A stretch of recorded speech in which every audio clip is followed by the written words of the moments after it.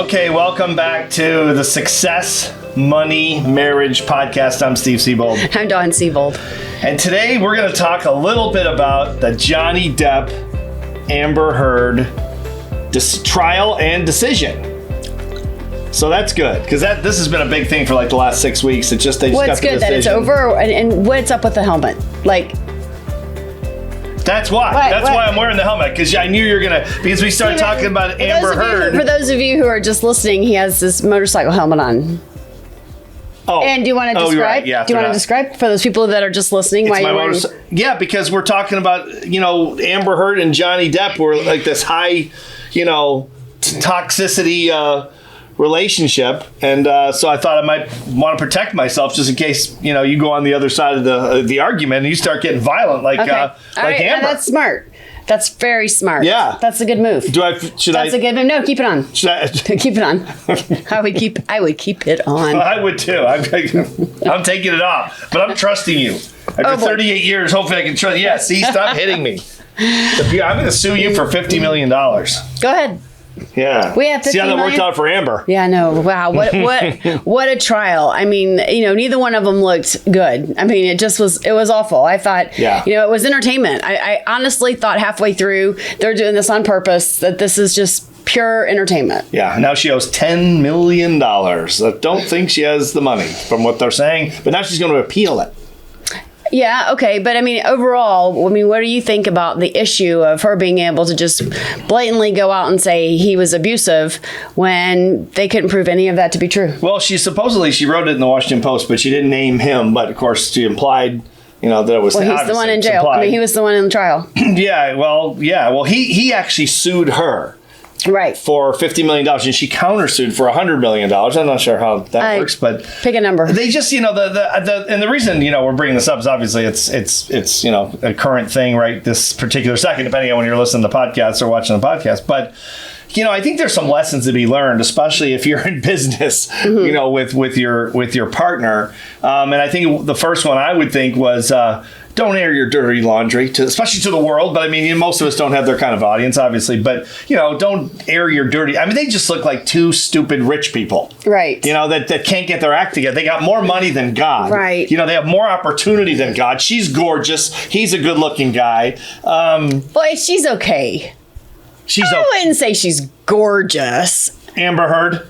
I mean, she's okay. Have you what? Have you gone on Google and Googled her name, pushed up? Please don't tell me you did clicked that. on images. I haven't. Please do not tell me. I've had friends that told me they went to Google and clicked on images. She's a cute girl, but I'm not saying she's girl. She's gorgeous. Not like over the top. Have you seen her in a bikini? Have you? I have friends that have seen her on pictures on Google in a bikini. I mean, I know people who know people. You did not. Yes, I did, and she looks great. You did not. You Googled her to see what she looked like in a bikini? Yeah. Ladies, please comment below and tell me that's not normal behavior. She looks fantastic. Should I get my helmet back on? Yeah, I would. Maybe I should get like the body armor.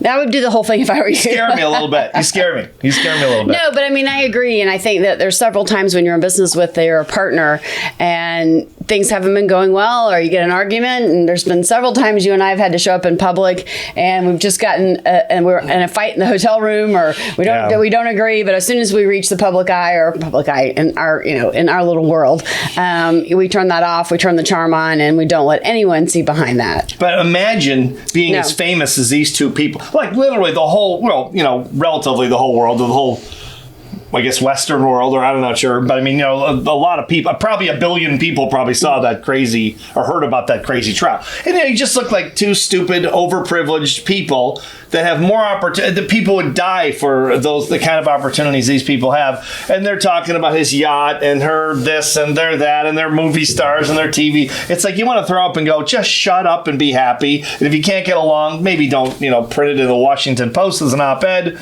and maybe don't sue someone for $50 million and countersue for. They just like stupid rich people. you know, that are overprivileged. What would you recommend? I mean, if you're saying that that's the case. I'd be shut up and be glad you're as privileged as a life as you have and just maybe make it work. I do too, but I think the reason that it was so popular on TV and streaming, first of all, it was free. So every single person in the world it's not supposed to be could watch it. It's not supposed to be. But I think people thought that it was. It kind of was entertaining. And I saw some of it. a lot of the stations added comments and added, just cutting put together pieces that made them just look stupid. Yeah. Other ones made them look okay. But I think one of the things that was so engaging and why people could not watch it is because I think when you're a celebrity like that, they really want to know who you really are. And I think that sort of a behind the scenes, like we talk about in the Bill Gove speech workshop, where, you have a speaker and they've experienced something that most people have never experienced. And so that's a super great story because you're like, okay, but I was behind the scenes at the Miss USA pageant or behind the scenes in the locker room of the Super Bowl. I can't tell you how many times you've come off stage and people will come up to me and like, okay, come on, what is he really like? And I'm like, he's pretty much what you see on stage. Whereas he has to wear a football helmet at home. That's what he's really like. Well, just to protect himself. And if he doesn't, he should. Yeah. But no, I mean, I think the mystique about it is that we got to see behind the scenes of like who Johnny Depp really was, right. And we got to see behind the scenes of a famous model and what that all looks like. It wasn't pretty, but I do think that there's a bit of an intrigue thing when you're in the public eye or you're in front of people or have that notoriety to going, okay, what's he really like? Because he didn't like any of the characters that I've seen him play in. It was like he's a normal person. He's made some mistakes. He admits his mistakes, and he's just a normal person, which I think a lot of people put them up over the lights, as Bill Gove used to say. But yeah, people ask me all the time, like, what's Steve really like? And I'm like, no, he's pretty much what you see. Like Johnny Depp, but in a good way, not in a bad Johnny Depp way. With the 50 million? Do you have the 50 million? Johnny Depp doesn't drink at 8 o'clock in the morning. I wait till 9 o'clock. No, but he was honest about that. I mean, but he was honest about that. He said, when they kept asking him, this is part of the problem. Are you drinking or on drugs? And like, I told you, I drink and do drugs every day. Well, that's part of their problem. Obviously. It is, of course. But I'm just saying, I think the reason it was so interesting and intriguing is because we got to see kind of behind the scenes. And if you're a couple that's working together and one person's in the front and the other person's working in, the background, maybe keep that in mind that, people are going to want to see that. And you let down for a second. I mean, I know how many times you and I have been in elevators and hotel lobbies and people, it's like as soon as you almost, again, restaurants, you get as where soon you're as speaking you and everyone knows who you are. Airports. I mean, as soon as you leave, you're on show. And, I think that's a good lesson in watching the trial to be careful because you have people who are going to be watching every single move you make. Well, they weren't very careful. I mean, he was kind of a smartass. Like during the whole thing. Like who goes to trial and is like a smartass on the witness stand? You know who does? A guy worth $500 million who can afford it.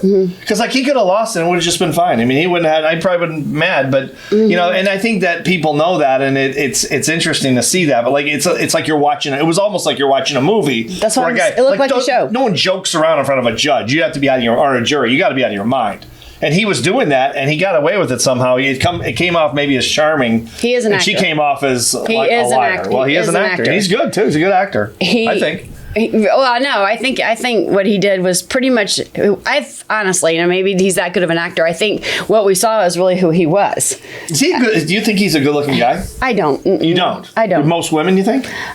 I think if he weren't famous and he was someone walking down the street, you would know so. Yeah, I didn't think so. Now she's obviously no. I saw Top Gun last night.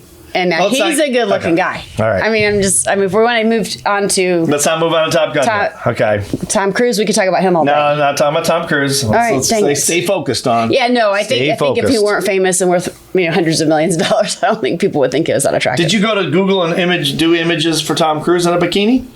No, actually, but that's a great suggestion. No, it sounded like you were lying. No, but that's a great suggestion. For the weekend, coming up. Wow, I'm glad it's Friday afternoon. Now you got something to do. Hunter, how much longer do we have on this podcast? Well, I think maybe something else to think about is, I think one of the lessons is don't marry for money, status, looks, or anything else that's superficial. Because if you do, I mean, they were together. I think they were married like a year and a half. If you're married, no offense to anyone who's been married a year and a half and got divorced, but if you're married a year and a half and you got divorced, you really screwed up. I mean, you really must have you made up, like you were drunk when you proposed, or you're drunk when you got married. A year and a half. I mean, a year and a half goes by like that, right? I mean, is that? It does, but I think so that's just a bad decision right off the bat. So right? what would you recommend? Like, how if someone's worth $100 million or whatever Johnny Depp is worth, how would you really know if someone's actually in love with you and they're not just in love with the? Okay, not I'm just glad you asked. Not just the money, okay, but with the whole lifestyle and the whole glamour and the whole Hollywood scene. How would you ever really know if someone is in love with you or in love with what I have? Okay, when you're a guy that I think he's a pretty normal looking guy. I mean, I know he's a little weird looking now because he's an eccentric, actor or whatever, artist.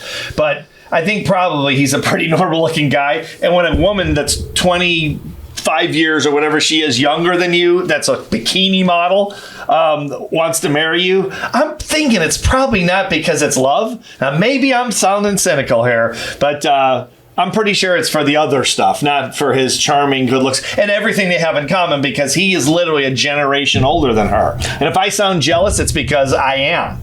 And if you, I mean, I'm trying to get her number. I mean, her email address, something like Facebook page. I can't get anything. I've been trying, but nothing so far. But I'm still working on it. But I don't think she's going to be interested because I don't have his kind of money or power or yacht. Well, I hope not. I hope not, since we got a lot of years invested. You got a pontoon? Yeah, I don't think so. She'd be impressed with the pontoon? I would take your helmet. Maybe I would wear your helmet. Maybe I email her and say, I've got a pontoon boat at the yacht club. Okay, but having said that, seriously, we have a dear friend of ours, which we won't mention his name, dear friend of ours, who was maybe 40 and married a 20-year-old, 21-year-old. He married the babysitter. He married And literally. And but that worked out perfectly. It worked out great. But that was she's beautiful, and she's got the looks, and at the time, he had money, but he has a lot more now. But I mean, it wasn't, that was a very unique situation. That where they really were in love. They were in love. And that it was really such had a great to do story. with age. But that was really. Just saying. That's an anomaly, though. Listeners, that does happen. It does happen, but not very often. Well, when you're a movie star, how would you ever know if anybody was in love with you?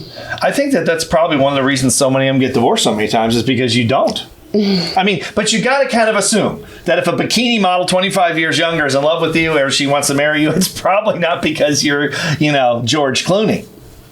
Oh, let's talk George Clooney. Which is a problem I've had with people go, you look just like George Clooney. I'm like, I'm not related to George. He's a great guy, but I'm sure, but not George. But I get that all the time. But anyway, that's a side note. Okay, so I think the last thing probably is obvious. If you can't handle booze and drugs and all the other stuff they've been doing, probably don't do them. And then don't fight with your spouse or your business partner when on these particular substances, because it probably won't work out for you.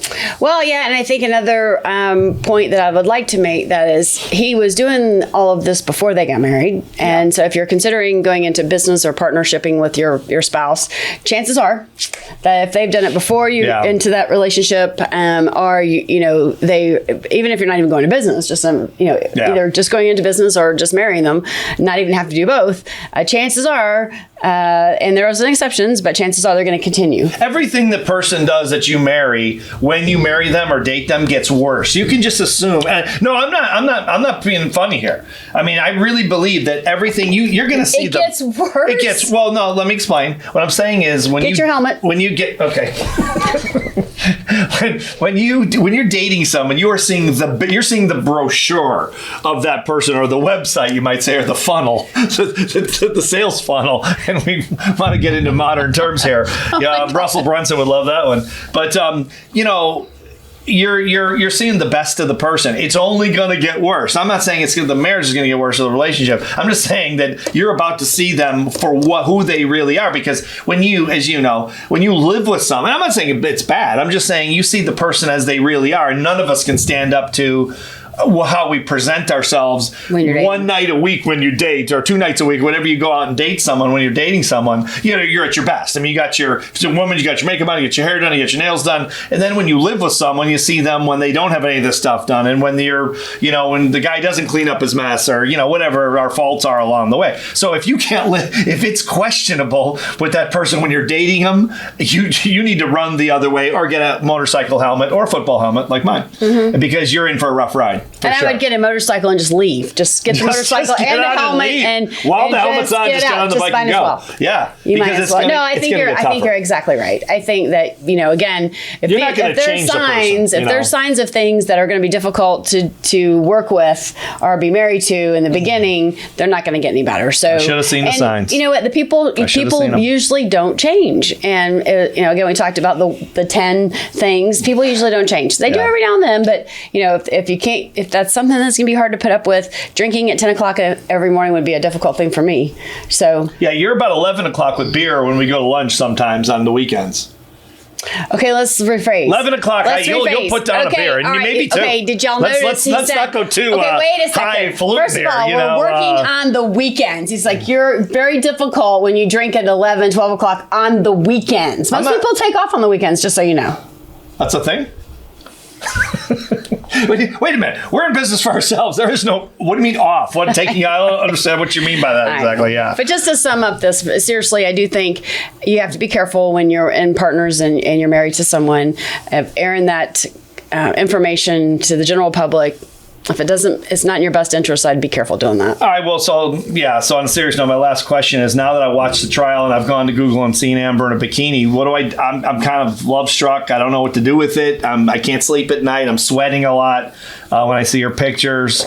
What would you recommend? I'd get that helmet. Find a place to sleep tonight. Okay. All right. Well, I guess we'll leave it at that. All right, you guys. Remember, subscribe. Go to successmoneymarriage.com, successmoneymarriage.com, and subscribe. And then we'll email you every week and let you every Wednesday. The podcast comes out. You can watch it on the video, or you can listen to it if you can stand to listen to it. Subscribe, and we'll get it out to you. And we appreciate you guys listening. And we'll see you next time. Bye bye. Get my helmet.